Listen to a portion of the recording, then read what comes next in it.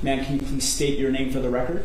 My name is Tubtim Howson. Tubtim Howson, also known as Sue, the 57-year-old woman accused of hitting and killing 22-year-old Benjamin Kable as he walked along Rochester Road shortly before 6 o'clock the morning of January 1st. Investigators say she left the scene of the accident, then left the country, fleeing to her native Thailand before being brought back to face a judge. The formal charge is failing to stop at a scene of an accident resulting in death. A felony punishable by up to 5 years in prison. A not guilty plea entered, the assistant prosecutor asking that bond be denied, saying Tubtim Howson is an extreme flight risk. Not only was there the tragic death, but this defendant is already known for leaving the scene, hence the charge. Your Honor, this offense happened on January 1st.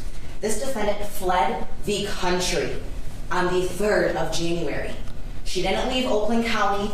She didn't even leave the state of Michigan. She fled the country. The prosecutor asking that if the judge sets any bond, it be a $5 million cash bond. The defense arguing she is not a flight risk. She's lived in the U.S. for 12 years and went to Thailand to see her husband, who was there for work. The reason she left is to be with her family. She left in a panic. She didn't know what to do. She's never been in a situation like this. She wasn't fleeing to hide or escape. She needed support. She went there. Her husband was there.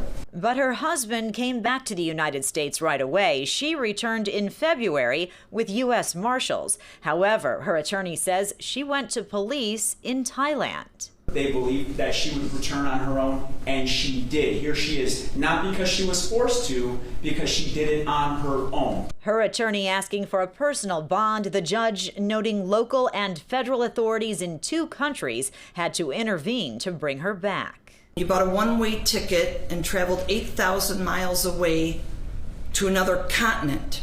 Your bond in this case will be $1 million. Cash, surety, no 10%. If Howson makes bond, she will be under house arrest and on a tether. There's been a delay in these legal proceedings, and that delay was caused by you, and there will be no further delay.